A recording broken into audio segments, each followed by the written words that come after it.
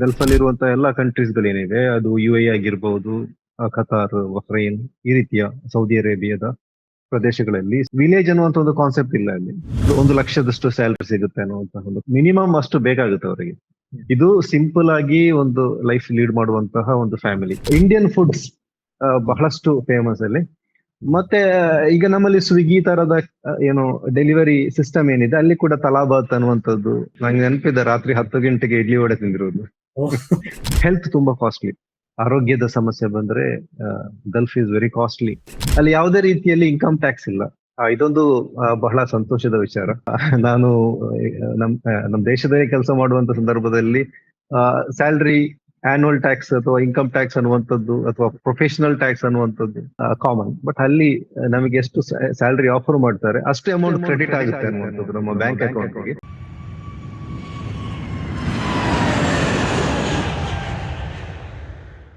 ಈಗ ಗಲ್ಫ್ ದೇಶಗಳಲ್ಲಿ ಯಾವ ತರದ ವೀಸಾಗಳಿವೆ, ಭಾರತೀಯರಿಗೆ ಎಷ್ಟೆಲ್ಲ ಅವಕಾಶಗಳಿವೆ, ಭಾರತೀಯ ವಿದ್ಯಾರ್ಥಿಗಳು ಗಲ್ಫ್ಗೆ ಬರ್ತಿರೋದು, ಇಂಥ ಬಹಳಷ್ಟು ವಿಚಾರಗಳನ್ನ ನಾವು ಹಿಂದಿನ ವಿಡಿಯೋದಲ್ಲಿ ಮಾತನಾಡಿದ್ವಿ. ಗಲ್ಫ್ ದೇಶದಲ್ಲಿನ ವ್ಯವಸ್ಥೆಗಳ ಬಗ್ಗೆ ಮಾತನಾಡೋಕೆ ಇನ್ನೂ ಸಾಕಷ್ಟು ವಿಚಾರಗಳಿವೆ. ಅವುಗಳನ್ನ ಹಂಚಿಕೊಳ್ಳೋಕೆ ನಮ್ ಜೊತೆ ಇದ್ದಾರೆ ಬಹ್ರೇನ್ ನ ಕಿಂಗ್ಡಮ್ ಯೂನಿವರ್ಸಿಟಿಯಲ್ಲಿ ಅಸಿಸ್ಟೆಂಟ್ ಪ್ರೊಫೆಸರ್ ಆಗಿರೋ ಡಾಕ್ಟರ್ ಹಬೀಬ್ ಉರ್ ರಹಮಾನ್ ಅವರು. ಇಮಿಗ್ರೇಷನ್ ಡೈರೀಸ್ ವಿಡಿಯೋ ಸರಣಿಗೆ ನಿಮ್ಗೆ ಸ್ವಾಗತ ಹಬೀಬ್ ಅವರೇ. Thank you. ಇವತ್ತು ಗಲ್ಫ್ ದೇಶಗಳಲ್ಲಿನ ಬದುಕು, ವೆಚ್ಚ, ಟ್ಯಾಕ್ಸ್, ವಿಶೇಷತೆಗಳು, ಇವುಗಳ ಬಗ್ಗೆ ಇಂಟ್ರೆಸ್ಟಿಂಗ್ ವಿಚಾರಗಳನ್ನ ಹಬೀಬ್ ಅವರು ನಮ್ ಜೊತೆ ಹಂಚ್ಕೊಳ್ತಿದ್ದಾರೆ. ಈಗ ನೀವು ಬಹ್ರೇನ್ ನಲ್ಲಿರೋರು, ಅಲ್ಲಿ ಒಬ್ಬ ವ್ಯಕ್ತಿ ಅಥವಾ ಒಂದು ಕುಟುಂಬ ಬದುಕೋಕೆ ಎಷ್ಟು ಖರ್ಚಾಗುತ್ತೆ? ಅಂದ್ರೆ ಈ ಮನೆ ಬಾಡಿಗೆ, ಊಟ ತಿಂಡಿ, ಇದೆಲ್ಲ ಖರ್ಚು ವೆಚ್ಚಗಳು ಎಷ್ಟಾಗುತ್ತೆ? ಹಾಗೆ ಈ ಖರ್ಚಿಗೆ ತಕ್ಕಂತೆ ಸಂಬಳ ಅಂದ್ರೆ ಗಳಿಕೆ ಆಗುತ್ತಾ ಅಂತ. ಓಕೆ, ತುಂಬಾ ಇಂಟ್ರೆಸ್ಟಿಂಗ್ ಕ್ವಶನ್ ಅದು. ಈ ಆಕ್ಚುಲಿ ನೋಡಿ, ಈ ಕಾಸ್ಟ್ ಆಫ್ ಲಿವಿಂಗ್ ಅಂತ ನಾವು ಹೇಳ್ತೀವಿ. ಇದು ಗಲ್ಫ್ ಅಂತ ಹೇಳಿದ್ರೆ ಬಹಳಷ್ಟು ಗಲ್ಫ್ ಅಲ್ಲಿ ಇರುವಂತಹ ಎಲ್ಲಾ ಕಂಟ್ರೀಸ್ ಗಳೇನಿವೆ, ಅದು UAE ಆಗಿರ್ಬಹುದು, ಖತಾರ್, ಬಹ್ರೈನ್, ಈ ರೀತಿಯ ಸೌದಿ ಅರೇಬಿಯಾದ ಪ್ರದೇಶಗಳಲ್ಲಿ ಸಿಟಿ ಮತ್ತು ಸ್ವಲ್ಪ ಅಲ್ಲಿ ನಾವು ವಿಲೇಜ್ ಅನ್ನುವಂತ ಒಂದು ಕಾನ್ಸೆಪ್ಟ್ ಇಲ್ಲ ಅಲ್ಲಿ. ಸೊ ಮೇಜರ್ ಆಗಿರುವಂತಹ ಕೆಲವೊಂದು ಸಿಟೀಸ್, ಇದಕ್ಕೆ ನೀವು ಬಹ್ರೈನ್ ಬಗ್ಗೆ ನನ್ನ ಹತ್ರ ಕೇಳಿದ್ರಿ. ಬಹ್ರೈನ್ ಜುಫೇರ್ ಅನ್ನುವಂಥದ್ದು ಅಲ್ಲಿಯ ಮೇಜರ್ ಸಿಟಿ, ಮನಾಮಾ ಕ್ಯಾಪಿಟಲ್ ಹತ್ತಿರ ಬರುವಂತಹ ಸಿಟೀಸ್ಗಳು. ಕೆಲವೊಂದು ಸಿಟೀಸ್ ಗಳಲ್ಲಿ ಕಾಸ್ಟ್ ಆಫ್ ಲಿವಿಂಗ್ ಬಹಳಷ್ಟು ಕಾಸ್ಟ್ಲಿ ಇದೆ. ಅಂದ್ರೆ ಎಸ್ಪೆಷಲಿ ಈ ಗ್ರೋಸರೀಸ್, ನಮ್ಮ ರುಟೀನ್ ಆಗಿ ನಾವು ಕನ್ಸ್ಯೂಮ್ ಮಾಡುವಂತಹ ಏನೆಲ್ಲ ಆಹಾರ ಪದಾರ್ಥಗಳೇನಿವೆ, ಅದರ ಕಾಸ್ಟ್ ನಮ್ಮ ಕ್ವಾಲಿಟಿಯ ಅಥವಾ ಪ್ರಿಫರೆನ್ಸಸ್ ಬೇಸ್ ಮೇಲೆ ಇರುವಂತದ್ದು. ಒಂದು ಇಮ್ಯಾಜಿನ್ ಮಾಡಿ, 1 ಲಕ್ಷದಷ್ಟು ಸ್ಯಾಲರಿ ಸಿಗುತ್ತೆ ಅನ್ನುವಂತಹ ಒಂದು ಕಾನ್ಸೆಪ್ಟ್. ಅಂದ್ರೆ ಅಪ್ರಾಕ್ಸಿಮೇಟ್ಲಿ ಬಹ್ರೈನ್ ಅಲ್ಲಿ ಒಂದು 450 ಬಹ್ರೈನಿ ದಿನಾರ್ ಅನ್ನುವಂತ ಒಂದು ಅಮೌಂಟ್ ಬರುತ್ತೆ. ಸೊ ಇಂಥ ಒಂದು ಸ್ಯಾಲರಿ ಸಿಗುವಂತ ವ್ಯಕ್ತಿಗೆ ಒಂದು ಕುಟುಂಬ ಅಥವಾ ಇಬ್ಬರು ಮಕ್ಕಳಿದ್ರೆ ಆ ಒಂದು ಅಷ್ಟು ಹಣ ಅಲ್ಲಿಗೆ ಮುಗಿಯುತ್ತೆ. ಅಂದ್ರೆ ಮಿನಿಮಮ್ ಅಷ್ಟು ಬೇಕಾಗುತ್ತೆ ಅವರಿಗೆ. ಇದು ಸಿಂಪಲ್ ಆಗಿ ಒಂದು ಲೈಫ್ ಲೀಡ್ ಮಾಡುವಂತಹ ಒಂದು ಫ್ಯಾಮಿಲಿ. ನೋಡಿ, ಫಾರ್ ಎಕ್ಸಾಂಪಲ್, ಈಗ ಒಂದು ಗ್ರೋಸರಿ ಅಥವಾ ಅವರ ರುಟೀನ್ ಎಕ್ಸ್ಪೆನ್ಸಸ್ ಗೆ ಒಂದು 50,000 ಅನ್ನುವಂಥದ್ದು ಮಿನಿಮಮ್ ಬೇಕಾಗುತ್ತೆ. ಒಂದು 1 BHK, ಅಂದ್ರೆ ನಾನು ಹೇಳುವಂಥದ್ದು ಸಿಟೀಸ್ ಅಲ್ಲ, ಸ್ವಲ್ಪ ಒಳಗಿನ ಪ್ರದೇಶದಲ್ಲಿ 1 BHK ಅಥವಾ 2 ಬೆಡ್ರೂಮ್ 2 BHK ಫ್ಲಾಟ್ ನಾವು ರೆಂಟ್ ತೆಗೆಯುವಂತದ್ದು ಪ್ಲಾನ್ ಮಾಡಿದ್ರೆ ಮಂತ್ಲಿ ಅಪ್ರಾಕ್ಸಿಮೇಟ್ಲಿ ಒಂದು 40,000 45,000 ಬೇಕಾಗುತ್ತೆ. ಸೊ ಇದು ಮಿನಿಮಮ್ ರೆಂಟ್. ಅಥವಾ 50,000 ಕೂಡ ಇದೆ. ಸೊ ನಾವು ಸಿಟಿ ಪ್ರದೇಶಕ್ಕೆ ಹೋಗೋದಾದ್ರೆ ಮಂತ್ಲಿ ರೆಂಟ್ 70,000 75,000 ಇದೆ. ನಾನು ಬರೀ ರೆಂಟ್ ಅಮೌಂಟ್ ಹೇಳುತ್ತಿರುವಂತದ್ದು. ಅಪಾರ್ಟ್ ಫ್ರಮ್ ದ್ಯಾಟ್ ನಮಗೆ ಏನು ಈ ಎಲೆಕ್ಟ್ರಿಸಿಟಿ ಇರ್ಬೋದು ಅಥವಾ ವಾಟರ್ ಬಿಲ್ ಇರುವಂತದ್ದು, ಇದು ಅಡಿಷನಲ್ ಆಗಿ ಬರುವಂತದ್ದು. ಅಪ್ ಟು 10,000 ಇಂಡಿಯನ್ ರುಪೀಸ್ ಹೇಳುದಾದ್ರೆ ಅಪ್ ಟು 10,000 ಕೂಡ ಹೋಗುವಂತ ಚಾನ್ಸಸ್ ಇದೆ. ಮೋರ್ ದೆನ್ ದ್ಯಾಟ್ 15,000 ಹೋಗುತ್ತೆ. ಈ ಸಮ್ಮರ್ ಅಲ್ಲಿ ದೊಡ್ಡ ಒಂದು ಸಮಸ್ಯೆ ಎನ್ನುವಂಥದ್ದು, ಆಲ್ಮೋಸ್ಟ್ ನಾವು ಒಂದು 24x7 AC ಅನ್ನು ಏನು ಆನ್ ಮಾಡಿಟ್ಟಿರ್ಬೇಕಾಗುತ್ತೆ. ಎಸ್ಪೆಷಲಿ ಮನೆಯಲ್ಲಿ ಇರುವಂತ ಕುಟುಂಬ ಇದ್ದರೆ ಮನೆಯಲ್ಲಿ ಇರ್ತಾರೆ, ಸೊ AC ಬೇಕಾಗುತ್ತೆ. ಈಗ ಪೀಕ್ ಸಮ್ಮರ್ ಇಲ್ಲಿರುವಂತದ್ದು ಅಪ್ ಟು 45 ಡಿಗ್ರಿ ಸೆಲ್ಸಿಯಸ್ ಇರುವಂತಹ ಒಂದು ಏರಿಯಾದಲ್ಲಿ ನಮಗೆ AC ಇಲ್ಲದೆ ಬದುಕ ಕಷ್ಟ. ಸೊ ಕಂಟಿನ್ಯೂಸ್ ಆಗಿ AC ರನ್ ಆಗುತ್ತೆ. ಅವಾಗ ಎಲೆಕ್ಟ್ರಿಸಿಟಿ ಬಿಲ್ ಕಾಮನ್ ಆಗಿ ಜಾಸ್ತಿ ಬರುತ್ತೆ. ಸೊ ಇದು ಒಂದು ಏನು ನಾರ್ಮಲ್ ಇರುವಂತಹ ಎಕ್ಸ್ಪೆಂಡಿಚರ್ಸ್. ಒಂದು ಮಿಡಲ್ ಕ್ಲಾಸ್ ಇನ್ಕಮ್ ಅರ್ನ್ ಮಾಡುವಂತಹ ನಮ್ಮ ಇಂಡಿಯನ್ ಫ್ಯಾಮಿಲೀಸ್ ಗಳ ಲೈಫ್ ಸ್ಟೈಲ್ ಯಾವ ರೀತಿ ಇರುತ್ತೆ, ಅಂತಹ ಒಂದು ಲೈಫ್ ಲೀಡ್ ಮಾಡುವಂತಹ ವ್ಯಕ್ತಿಯ ಒಂದು ಅಪ್ರಾಕ್ಸಿಮೇಟ್ ಅಮೌಂಟ್ ನಾನು ಹೇಳಿರುವಂತದ್ದು. ಇದು ಒಂದು ಅಂದ್ರೆ ಹೆಚ್ಚಾಗಿ ನೋಡಿ ಈ ಗಲ್ಫ್ ಕಂಟ್ರೀಸ್ ಅಲ್ಲಿ ಫ್ಯಾಮಿಲೀಸ್ ಅನ್ನು ಕರ್ಕೊಂಡು ಬರುವಂತಹ ವ್ಯಕ್ತಿಗಳು ಸಣ್ಣ ಸ್ಯಾಲರಿ ಇದ್ದಂತಹ ವ್ಯಕ್ತಿಗಳು ಯಾರು ಕರ್ಕೊಂಡು ಬರಲ್ಲ. ಅವರು ಸಿಂಗಲ್ ಆಗಿ ಬ್ಯಾಚುಲರ್ಸ್ ರೂಮ್ಸ್ ಅನ್ನು ಶೇರ್ ಮಾಡ್ಕೊಂಡಿರುವಂತವ್ರು. ಸೊ ಅಂತಹ ವ್ಯಕ್ತಿಗಳಿಗೆ ತಿಂಗಳಿಗೆ ಒಂದು 50,000 ಇದರ ಸಾಕಾಗುತ್ತೆ. ಅಂದ್ರೆ ಆಲ್ ಎಕ್ಸ್ಪೆಂಡಿಚರ್ಸ್, ಅವರದ್ದು ರುಟೀನ್ ಫುಡ್ ಆಗಿರ್ಬೋದು, ಅದರ್ ಎಂಟರ್ಟೈನ್ಮೆಂಟ್, ರೆಂಟ್ ಇದೆಲ್ಲ ಸೇರ್ಕೊಂಡ್ರೆ ಮಂತ್ಲಿ 50,000 ಸಾಕಾಗುತ್ತೆ. But with family is very challenging. ಒಂದು ಮತ್ತೆ ಸ್ಕೂಲ್ ಫೀಸ್ ಇರ್ಬೋದು, ಒಂದು ಅಲ್ಲಿ ಇಂಡಿಯನ್ ಸ್ಕೂಲ್ಸ್ ಇದೆ ಮತ್ತು ಅದರ್ ಫಾರಿನ್ ಕಂಟ್ರೀಸ್ ಸ್ಕೂಲ್ಸ್ ಇದೆ. ನಾನು ಲಾಸ್ಟ್ ಎಪಿಸೋಡ್ ಅಲ್ಲಿ ಅದರ ಬಗ್ಗೆ ಚರ್ಚೆ ಮಾಡಿದ್ವಿ. ಈಗ ನಾನು ಇಂಡಿಯನ್ ಸ್ಕೂಲ್ ಅಲ್ಲಿ ಹೆಚ್ಚಿನ ಇಂಡಿಯನ್ಸ್ ಗಳು ಅವರ ಮಕ್ಕಳನ್ನು ಸೇರಿಸುವಂತದ್ದು. ತಿಂಗಳಿಗೆ ಒಂದು 6,000ದಿಂದ 7,000ದಷ್ಟು ಫೀಸ್ ಕಟ್ಟಬೇಕಾಗುತ್ತೆ, ಒಂದು ತಿಂಗಳ ಫೀಸ್ ಅದು. ಸೊ ಇದು ಒಂದು ಸ್ಟೂಡೆಂಟ್ಸ್ ಗಳಿಗೆ ಇರುವಂತಹ ಕಾಸ್ಟ್. ಬಸ್ ಜಾಯ್ನಿಂಗ್ ಟೈಮ್ ಅಲ್ಲಿ ಇದಕ್ಕಿಂತಲೂ ಹೆಚ್ಚಿನ ಒಂದು ಸಂಖ್ಯೆಯನ್ನು ಕೊಡ್ಬೇಕಾಗುತ್ತೆ.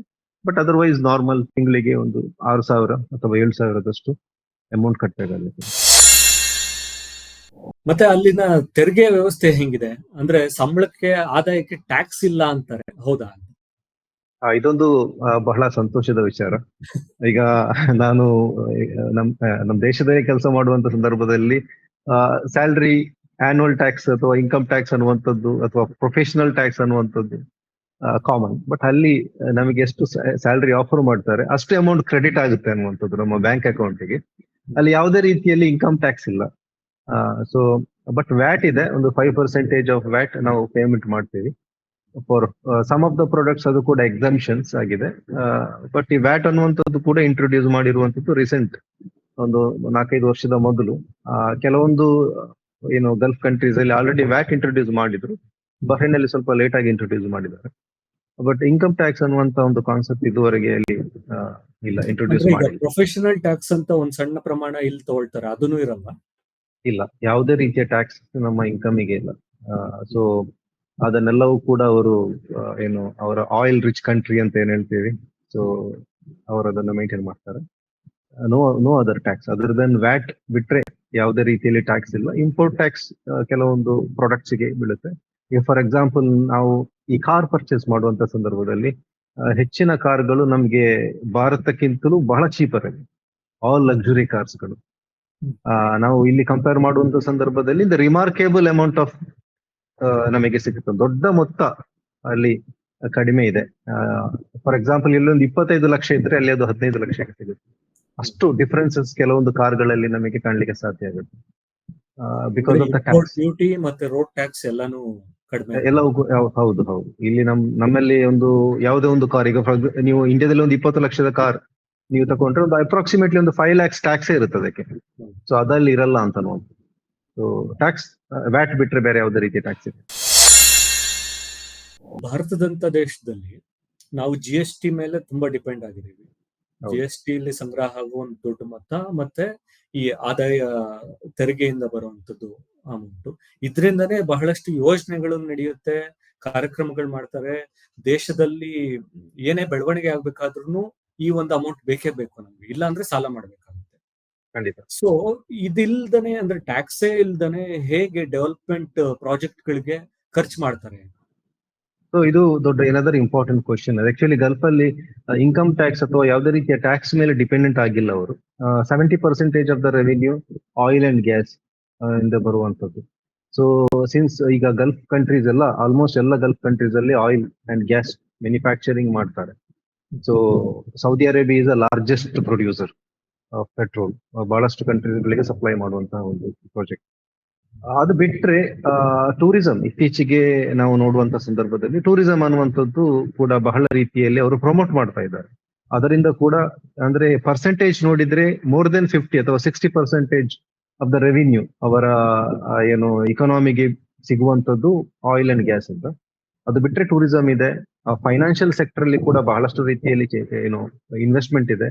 ಫಾರ್ ಎಕ್ಸಾಂಪಲ್ ಈಗ ನಿಯೋಮ್ ತರದ ಪ್ರಾಜೆಕ್ಟ್ ಸೌದಿಯಲ್ಲಿ ಇರುವಂತದ್ದು, ಅಥವಾ UAE ಬಹಳಷ್ಟು ಹೌಸಿಂಗ್ ಈಗ ಇದು ಮಾಡ್ತಾ ಇದ್ದಾರೆ, ಪ್ರಮೋಟ್ ಮಾಡ್ತಾ ಇದ್ದಾರೆ.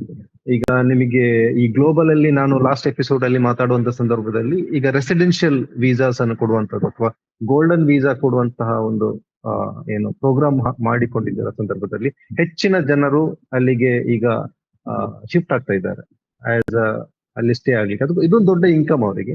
ಅಂದ್ರೆ ಅವರ ಕನ್ಸಂಪ್ಷನ್ ಪ್ಯಾಟರ್ನ್ ನೀವು ನೋಡಿದ್ರೆ ಕಳೆದ ಒಂದು 5 ವರ್ಷಕ್ಕೆ ನಾವು ಕಂಪೇರ್ ಮಾಡಿಕೊಂಡು ಅನಲೈಸ್ ಮಾಡುವಂತ ಸಂದರ್ಭದಲ್ಲಿ ಕನ್ಸಂಪ್ಷನ್ ಪ್ಯಾಟರ್ನ್ ತುಂಬಾ ಹೆಚ್ಚಾಗ್ತಾ ಉಂಟು. ಅದು ಕೂಡ ದೊಡ್ಡ ಒಂದು ಕಾಂಟ್ರಿಬ್ಯೂಷನ್ ಆಫ್ ಇಕಾನಮಿ ಅಂತ ಹೇಳ್ಬಹುದು. ಮತ್ತೆ ಹೌಸಿಂಗ್ ಇದೆ, ತುಂಬಾ ಮಂದಿ ಫ್ಲಾಟ್ ಪರ್ಚೇಸ್ ಮಾಡ್ತಾರೆ. ಇದೆಲ್ಲ GCCಗೆ ಅಪ್ಲೈ ಆಗಲ್ಲ ನಾನು ಹೇಳುವಂಥದ್ದು. ಈಗ ಹೆಚ್ಚಿನ ರೀತಿಯಲ್ಲಿ ಇಂಥ ಆದಾಯ ಸಿಗುವಂತದ್ದು ದುಬೈ ಅಥವಾ UAE ತರದ ದೇಶಗಳಿಗೆ ನಾವು ನೋಡ್ತಾ ಇದ್ದೇವೆ. ಅದು ಬಿಟ್ರೆ ಸಣ್ಣ ಪುಟ್ಟ ಕನ್ಸ್ಟ್ರಕ್ಷನ್ಸ್ ಇರಬಹುದು. ಈಗ ಕತಾರ್ ಅಲ್ಲಿ ನಾವು ಅಬ್ಸರ್ವ್ ಮಾಡುವಾಗ ಅಥವಾ ಸೌದಿಯಲ್ಲಿ ಈಗ ಫಿಫಾ ಅಪ್ಕಮಿಂಗ್ ಫಿಫಾ ಕೂಡ ಅವರು ಹೋಸ್ಟ್ ಮಾಡುವಂತಹ ಒಂದು ಡಿಸಿಷನ್ ತಗೊಂಡಿರುವಂತದ್ದು. ಕತಾರ್ ಆಲ್ರೆಡಿ ಫಿಫಾ ಏನು ವರ್ಲ್ಡ್ ಕಪ್ ಫುಟ್ಬಾಲ್ ಟೂರ್ನಮೆಂಟ್ ನಾವು ನೋಡಿದೀವಿ, ಬಹಳ ಸಕ್ಸಸ್ಫುಲ್ ಆಗಿ ಅವರು ಹೋಸ್ಟ್ ಮಾಡಿದ್ರು. ಸೊ ಇಂತಹ ಪ್ರೋಗ್ರಾಮ್ಸ್ ಅನ್ನು ನಾವು ಇತ್ತೀಚಿನ ದಿನಗಳಲ್ಲಿ ನೋಡ್ತಾ ಇದ್ದೀವಿ. ಅವರು ಸ್ಟೇಡಿಯಂಗೆ ಇನ್ವೆಸ್ಟ್ಮೆಂಟ್ ಮಾಡ್ತಾ ಇದ್ದಾರೆ, ಆ ಮೂಲಕ ಟೂರಿಸ್ಟ್ ಗಳನ್ನು ಅಟ್ರಾಕ್ಷನ್ ಮಾಡುವಂತದ್ದು. So the sources of income ಅನ್ನು ಸ್ವಲ್ಪ ಅವರು ಡೈವರ್ಸಿಫೈ ಮಾಡ್ತಾ ಇದ್ದಾರೆ. ಅಂದ್ರೆ ಪ್ರೀವಿಯಸ್ಲಿ ಕಂಪ್ಲೀಟ್ ಆಗಿ ಆಯಿಲ್ಗೆ ಡಿಪೆಂಡ್ ಇದ್ದಂತಹ ಒಂದು ದೇಶಗಳು ಆಯಿಲ್ಗೆ ಮಾತ್ರ ಅಲ್ಲ, ಎಲ್ಲ ಸಸ್ಟೈನೇಬಲ್ ಕಾನ್ಸೆಪ್ಟ್. ಅಂದ್ರೆ ಈಗ ಫ್ಯೂಚರ್ ಬಹಳಷ್ಟು ಚೇಂಜಸ್ ಆಗುವಂತಹ ಸಾಧ್ಯತೆ ಇದೆ.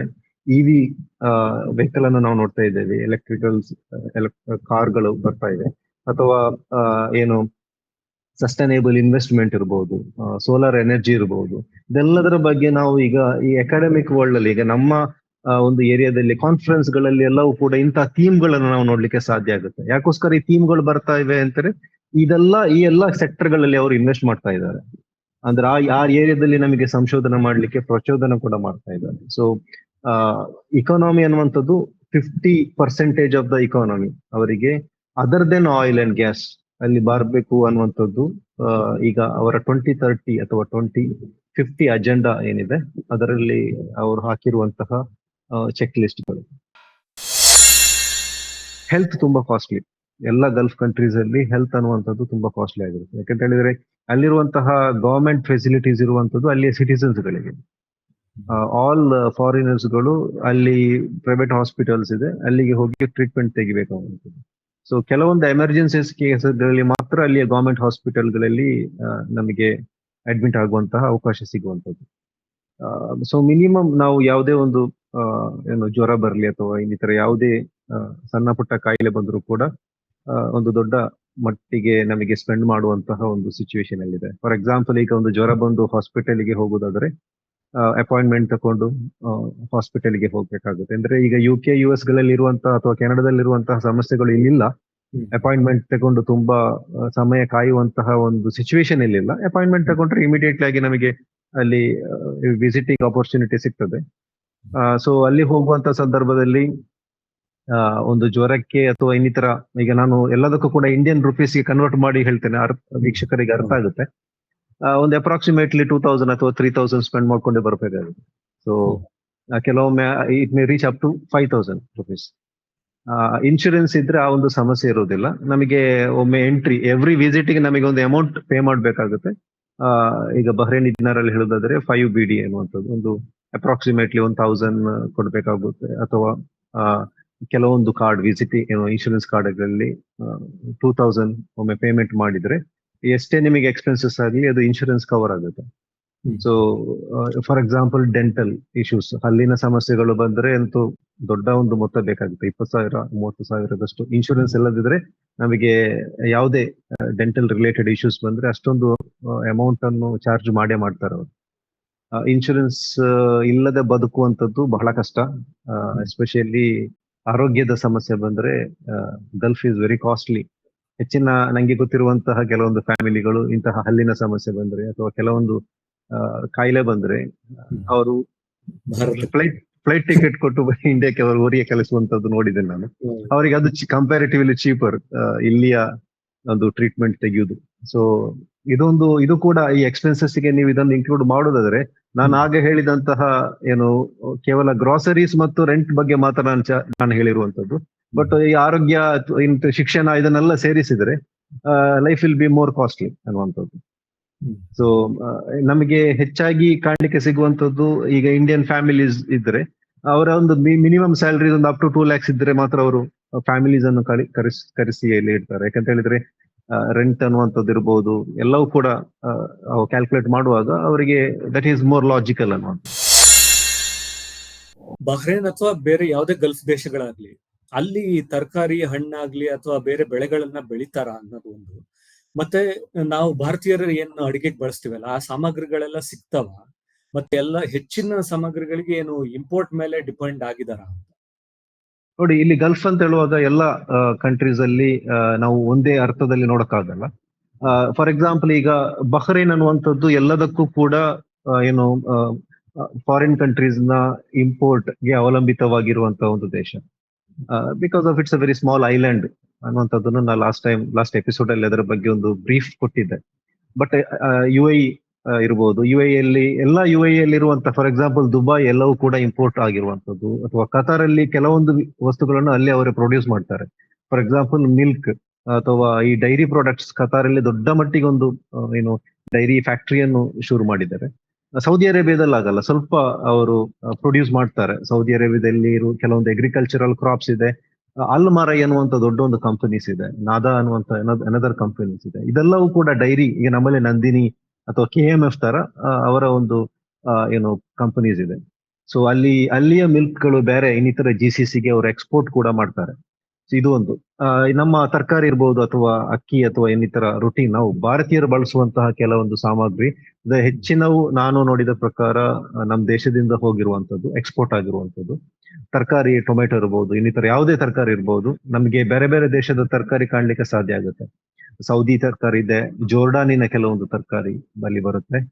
ಮತ್ತೆ ಹೆಚ್ಚಿನ ಇಂಡಿಯನ್ ಏನು ವೆಜಿಟೇಬಲ್ಸ್, ಕಾಮನ್ ಆಗಿ ಹೆಚ್ಚಾಗಿ ನಮಗೆ ಕಾಣ್ಲಿಕ್ಕೆ ಸಾಧ್ಯ ಆಗುವಂತದ್ದು ಇಂಡಿಯನ್ ವೆಜಿಟೇಬಲ್ಸ್. ಅದು ನಿಮ್ಮ ಏನು ಬಾಳೆಹಣ್ಣು ಇರ್ಬೋದು ಅಥವಾ ಇನ್ನಿತರ ಫ್ರೂಟ್ಸ್ ಇರ್ಬೋದು. ಫ್ರೂಟ್ಸ್ ಅಲ್ಲಿ ಬಹಳಷ್ಟು ಚಾಯ್ಸ್ ಇದೆ ನಮಗೆ. US ಅಥವಾ ಕೆನಡಾದಿಂದ ಬಂದಿರುವಂತದ್ದು, ಆಫ್ರಿಕನ್ ಕಂಟ್ರೀಸ್ ಇಂದ ಬಂದಿರುವಂತಹ ಫ್ರೂಟ್ಸ್ ಇದೆ. ಆಪಲ್ ಇರ್ಬೋದು, ಎನಿ ಅದರ್ ಫ್ರೂಟ್ಸ್, ತುಂಬಾ ಚಾಯ್ಸ್ ಇದೆ. ಸೊ ಫ್ರೂಟ್ಸ್ ಅಲ್ಲಂತೂ ಹೆಚ್ಚಿನ ಆಪ್ಷನ್ಸ್ ಇದೆ. ಬಟ್ ತರಕಾರಿಯಲ್ಲಿ ನಮಗೆ most of the vegetable products are from India ಅಂತ ಹೇಳ್ಬೋದು ನಮಗೆ. ಸೊ ಇದು ಒಂದು. ಮತ್ತೆ ಅಕ್ಕಿ ಅಥವಾ ಇನ್ನಿತರ ಗ್ರಾಸರೀಸ್ ಐಟಮ್ ಅಲ್ಲಿ ನೋಡಿದ್ರು ಕೂಡ ನಮಗೆ ಹೆಚ್ಚಿನ ಇಂಡಿಯನ್ ಬ್ರ್ಯಾಂಡ್ಸ್ ಗಳು ನಮಗೆ ಕಾಮನ್ ಆಗಿ ಕಾಣ್ಲಿಕ್ಕೆ ಸಾಧ್ಯ ಆಗುತ್ತೆ.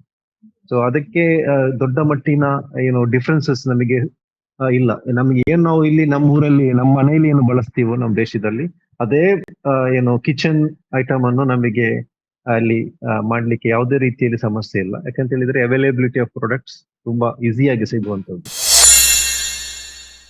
ಆಕ್ಚುಲಿ ನೋಡಿ, ಬಿರಿಯಾನಿ ಅಲ್ಲಿಯ ಒಂದು ಫೇಮಸ್ ಡಿಶ್ ಅನ್ನುವಂಥದ್ದು ಮಂದಿ. ಅಂದ್ರೆ ಗಲ್ಫ್ ಅಲ್ಲಿರುವಂತಹ ಒಂದು ಫೇಮಸ್ ಡಿಶ್ ಮಂದಿ ಇದೆ. ಬಿರಿಯಾನಿ ಅನ್ನುವಂಥದ್ದು ಹೆಚ್ಚಿನ ಮನೆಯ ಅಡುಗೆ ಮನೆಯಲ್ಲಿರುವಂತಹ ಒಂದು ಐಟಮ್ ಇದು. ಈ ಮೀಟ್ ಕನ್ಸ್ಯೂಮ್ ಮಾಡುವವರು ಅಥವಾ ನಾನ್ ವೆಜ್ ಕನ್ಸ್ಯೂಮ್ ಮಾಡುವವರಿಗೆ ಮನೆಯಲ್ಲಿರುವಂತದ್ದು. ಇಂಡಿಯಾ ಗೇಟ್ ಇರ್ಬೋದು, ಟಿಲ್ಡಾ ಅನ್ನುವಂಥ ತುಂಬಾ ಬ್ರ್ಯಾಂಡ್ಸ್ ನಾನು ನೋಡಿದಿರಿ. ಸೊ ನಂಗೆ ಅದರ ಸ್ಪೆಸಿಫಿಕ್ ಪ್ರೈಸ್ ಬಗ್ಗೆ ಗೊತ್ತಿಲ್ಲ. ಖಂಡಿತವಾಗಿಯೂ ಕೂಡ ನಾವು ಇಂಡಿಯಾಕ್ಕೆ ಕಂಪೇರ್ ಮಾಡುವಂತ ಸಂದರ್ಭದಲ್ಲಿ ಅಲ್ಲಿಯ ಒಂದು ಮೋರ್ ದೆನ್ ಡಬಲ್ ಅಂತ ಹೇಳ್ಬೋದು. ಯಾಕಂತ ಹೇಳಿದ್ರೆ ಎಕ್ಸ್ಪೋರ್ಟ್ ಇಂಪೋರ್ಟ್ ಮಾಡುವಾಗ ಬೀಳುವಂತಹ ಕೆಲವೊಂದು ಟ್ಯಾಕ್ಸ್ ಇರ್ಬೋದು ಅಥವಾ ಟ್ರಾನ್ಸ್ಪೋರ್ಟೇಷನ್ಸ್ ನ ಕಾಸ್ಟ್ ಅಡಿಷನಲ್ ಆಗಿ ಬೀಳುವುದರಿಂದ, so in compare to India ನಾವು ನಾರ್ಮಲಿ ಹೆಚ್ಚಿನ ಅಮೌಂಟ್ ಅನ್ನು ಪೇ ಮಾಡ್ತೀವಿ. ಬಟ್ ಒಂದು ಅಡ್ವಾಂಟೇಜ್ ಏನಪ್ಪಾ ಅಂತ ಹೇಳಿದ್ರೆ ಕ್ವಾಲಿಟಿ ಆಫ್ ಪ್ರಾಡಕ್ಟ್ಸ್ ಏನಿದೆ. ಕೆಲವೊಮ್ಮೆ ಈ ಗೇರು ಬೀಜ ತಗೊಂಡ್ರೆ, ಈ ಗೇರು ಬೀಜದ ಒಂದು ಹೈ ಕ್ವಾಲಿಟಿ ಆಫ್ ಗೇರು ಬೀಜ ನಮ್ಗೆ ಈಗ ನಾನು ಬೆಳೆದಿರುವಂತ ದಕ್ಷಿಣ ಕನ್ನಡದಲ್ಲಿ ಹೆಚ್ಚಿನ ಗೇರು ಗಿಡಗಳ ಮರವನ್ನು ನಾವು ಇಲ್ಲಿ ನೋಡ್ಲಿಕ್ಕೆ ಸಾಧ್ಯ ಆಗುತ್ತೆ. ಬಟ್ ನಮ್ಮ ಇಲ್ಲಿ ಲೋಕಲ್ ಮಾರ್ಕೆಟ್ ಅಲ್ಲಿ ಯಾವ ಒಂದು ಕ್ವಾಲಿಟಿ ಆಫ್ ಗೇರು ಬೀಜ ಸಿಗಲ್ಲ. ಬಟ್ ಅಲ್ಲಿ ನಂಗೆ ಬಹಳ ಹೈ ಕ್ವಾಲಿಟಿ, ಸುಪ್ರೀಂ ಕ್ವಾಲಿಟಿಯ ಗೇರು ಬೀಜ ಸಿಗುತ್ತೆ. ಕೆಲವೊಮ್ಮೆ ನಾನು ಅಲ್ಲಿಂದ ಬರುವಾಗ, ರಾಜ್ಯದಲ್ಲಿ ಊರಿಗೆ ಬರುವಾಗ, ಮನೆಗೆ ಬರುವಾಗ ನಾ ಅಲ್ಲಿಂದ ತರ್ತೀನಿ. ಕೆಲವರು ತಮಾಷೆ ಮಾಡ್ತಾರೆ, ನಿಮ್ಮ ಊರಿಂದ ಬಂದಿರುವ ಪ್ರಾಡಕ್ಟ್ಸ್ ಅನ್ನು ನೀನು ಇಲ್ಲಿ ವಾಪಸ್ ತಿರ್ಗಾ ತಕೊಂಡು ಹೋಗ್ತೀಯಲ್ಲ ಅಂತ. ಯಾಕಂತ ಹೇಳಿದ್ರೆ ಆ ಒಂದು ಕ್ವಾಲಿಟಿ ಆಫ್ ಎಕ್ಸ್ಪೋರ್ಟ್ ಕ್ವಾಲಿಟಿ ನಮಗೆ ಅಲ್ಲಿ ಸಿಗ್ತದೆ. ಬಟ್ ಕಾಸ್ಟ್ ಆಫ್ ಪ್ರಾಡಕ್ಟ್ ತುಂಬಾ ಕಾಸ್ಟ್ಲಿ ಇದೆ. ಹೆಚ್ಚು ಪೇಮೆಂಟ್ ಮಾಡ್ಬೇಕಾಗುತ್ತೆ ನಾವು. ಒಂದು ಅದರ ಕ್ವಾಲಿಟಿಗೆ, ಮತ್ತೊಂದು ಅದು ಇಂಪೋರ್ಟ್ ಆಗಿ ಬರುವಂತ ಕಾರಣಕ್ಕೋಸ್ಕರ ನಾವು ಹೆಚ್ಚಾಗಿ ಪೇಮೆಂಟ್ ಮಾಡ್ತೀವಿ. ಬಟ್ ಆಪ್ಷನ್ಸ್ ನಮಗೆ ತುಂಬಾ ಇದೆ. ಅಂದ್ರೆ ಒಂದು ಮಾಲ್ ಅಲ್ಲಿ ಅಥವಾ ಒಂದು ಹೈಪರ್ ಮಾರ್ಕೆಟ್ಗೆ ಹೋದ್ರೆ ನಮಗೆ ಎಲ್ಲಾ ಆಪ್ಷನ್ಸ್ ಸಿಗುವಂತ ಪ್ರಾಡಕ್ಟ್ಸ್ ಇದೆ. ಅದು ಅಕ್ಕಿಯಲ್ಲಿ ಆಗಿರ್ಬೋದು, ವೆಜಿಟೇಬಲ್ಸ್ ಗಳಲ್ಲಿ ಆಗಿರ್ಬೋದು, ಫ್ರೂಟ್ಸ್ ಅಲ್ಲಿ, ಇನ್ನಿತರ ಯಾವುದೇ ಪ್ರಾಡಕ್ಟ್ಸ್ ಅಲ್ಲಿ ನಮಗೆ ಬಹಳಷ್ಟು ಆಪ್ಷನ್ಸ್ ಇದೆ. ಸೊ ಇದು ಎರಡನೇ ಒಂದು ದೊಡ್ಡ ಅಡ್ವಾಂಟೇಜ್ ಅಂತ ಕೂಡ ಹೇಳ್ಬೋದು. UPI ಟ್ರಾನ್ಸಾಕ್ಷನ್ಸ್ ಒಂದು QR ಕೋಡ್ ಮೂಲಕ ಟ್ರಾನ್ಸಾಕ್ಷನ್ ನಡೆಯುತ್ತೆ. ಬಟ್ ಇದು UPI ಅನ್ನುವಂಥದ್ದು ದೊಡ್ಡ ಮಟ್ಟಿಗೆ ವೆಲ್ ನೋನ್ ಆಗಿರುವಂತಹ ಒಂದು ಪೇಮೆಂಟ್ ಸಿಸ್ಟಮ್ ಇಲ್ಲ ಅಲ್ಲಿ. ಇಷ್ಟಂತ ಲೋಕಲ್ ಫುಡ್ ಅವೈಲಬಿಲಿಟಿ ತುಂಬಾ ಇದೆ. ನಂಗೆ ನೆನಪಿದೆ ರಾತ್ರಿ 10 ಗಂಟೆಗೆ ಇಡ್ಲಿ ವಡೆ ತಿಂದಿರೋದು.